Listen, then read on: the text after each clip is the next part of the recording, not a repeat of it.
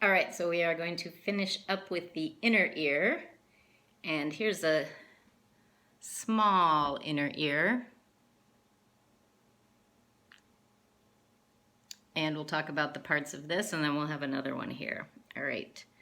So, oh boy, the semicircular canals, I got to put it in so I know what semicircular canal goes where. They look, so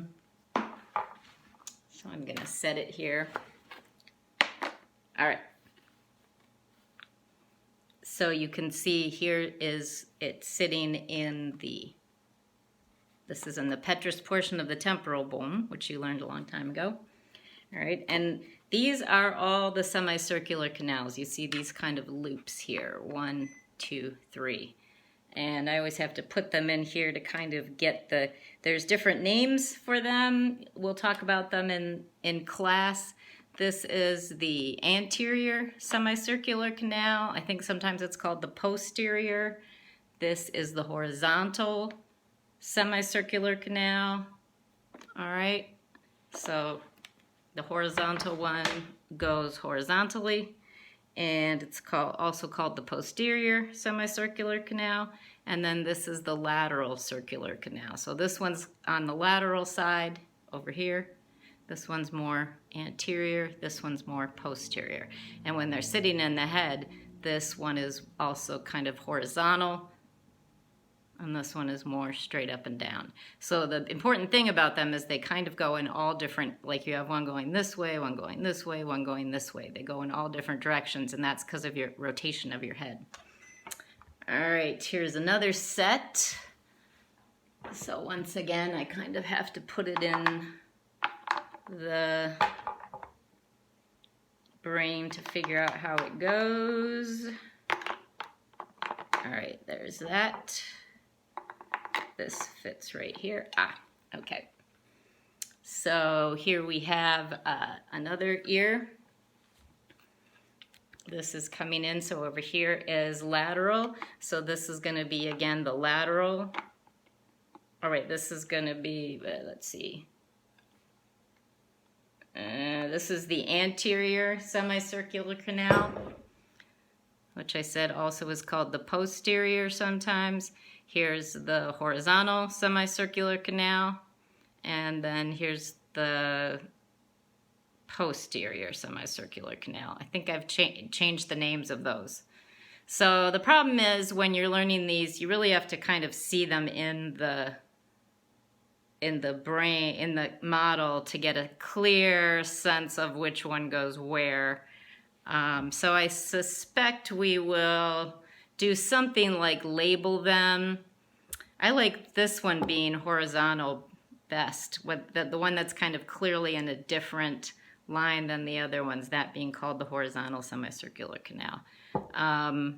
So I'll get back to you on the quiz. I have a feeling we won't be able to use, maybe we'll just have you know these are all the semicircular canals. The other thing to know is the ampulla of the semicircular canal. So let me see, this one was easier to tell because this one was sitting here. And that's lateral. Okay, so this one was the lateral one. So the ampulla of the semicircular canal is always an area where it kind of has a little bulb on it. So this would be like the ampulla of the lateral semicircular canal or the horizontal semicircular canal.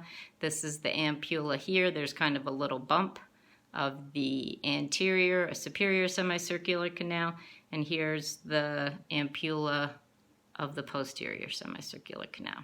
Okay, so those are the little bumps. Cochlea is very easy. It's this snail shape here. All right, you can kind of see it in different directions. I'll open it up just because you're going to see that in class a lot.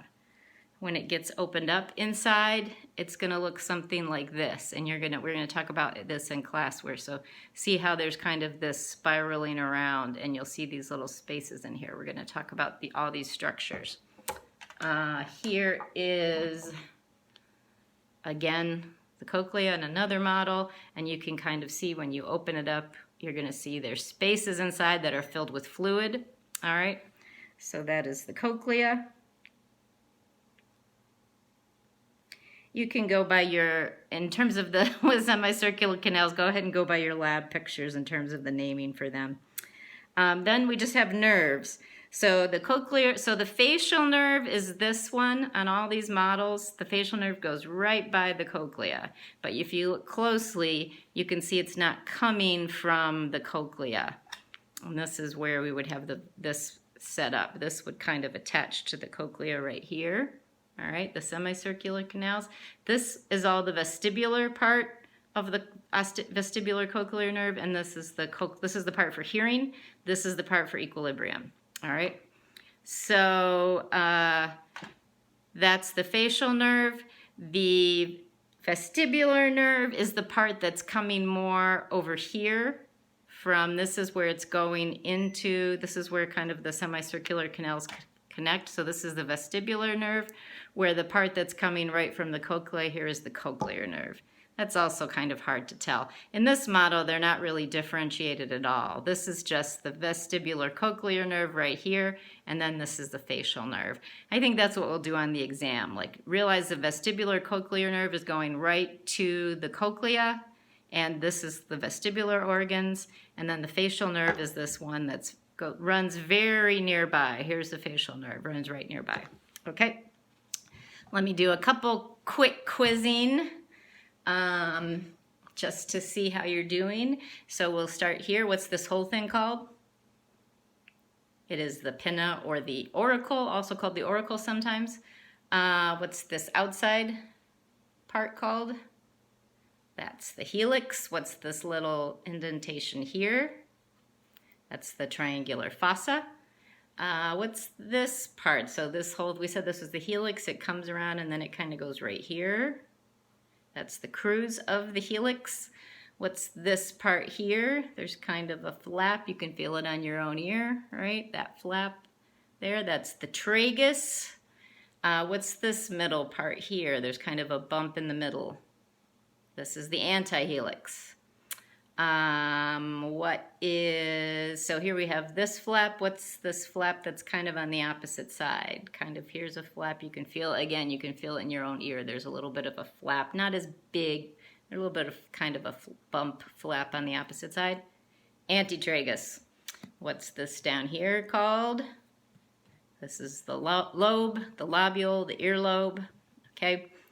What's this indentation called? That is the scaphoid fossa, okay? And then this kind of divides up. There's a little bit of an indentation here, and there's a deep indentation here, and together these are called the concha. So together they are the concha. Individually, this is called the cave. The deeper one is the cave. That's pretty easy to remember. The top one is called the cymba. All right, so cymba and the cave together make the concha, which is just kind of the deep indentation in the ear. I think that's almost all of this. This model isn't as good for it, but to kind of go again, what's this outside part? The helix, the whole thing, the pinna, this indentation here, scaphoid fossa, this indentation here, triangular fossa. This little part of the helix that kind of comes in here, the crus of the helix. You can't really see a lot of the other parts here, so we'll skip on. All right, then, I'll show you this. So this going down here, this tunnel is the external auditory meatus. Then it comes to this structure right here. And so I'll bring that out. This, here, and here is the tympanic membrane. There's another part of so the other tympanic membrane would fit right in here. All right, so what's this part called? There's kind of an indentation, a groove in the bone, tympanic sulcus. All right, the tympanic membrane has 3 bones on it, 3 middle ear bones. What are they? I'll bring them up close. They are the malleus, also people commonly call it the hammer, but don't you. The incus, which people commonly call the anvil, but don't you. And here, the little one that's right here, the stapes. Looks like a stirrup, people commonly call a stirrup. All right, here on this, we have the malleus is on this side. The malleus is the more weirdly shaped one. It's not, you know, it kind of has a head and then it has a little thing, two little ridges going out. The anvil is more clearly shaped, I mean the incus, call it the incus, and then the stapes is very clear. All right, we have the part of the malleus that's attached to the tympanic membrane is the manubrium. The bottom part of the stapes here, this is called the foot plate. Oh, I should ask you, what is it? Foot plate of the stapes. What are these two guys on the side called? They are called the crus of the stapes. What's the little, here, this is a good one we can see here. What's this little top part called? That's the head of the stapes. What's this part here of the manubrium called? That's the head of the manubrium. What's this part here of the incus called? It's the corpus of the incus. So the malleus and the stapes have heads. The incus has a body or corpus.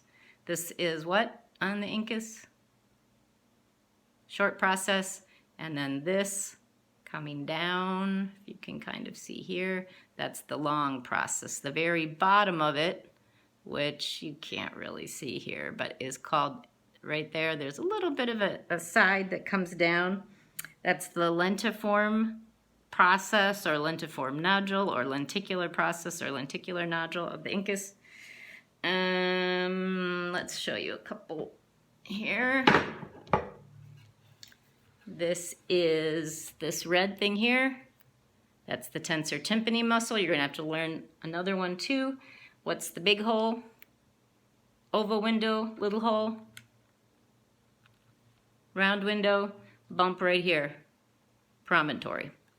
All right, that's pretty good.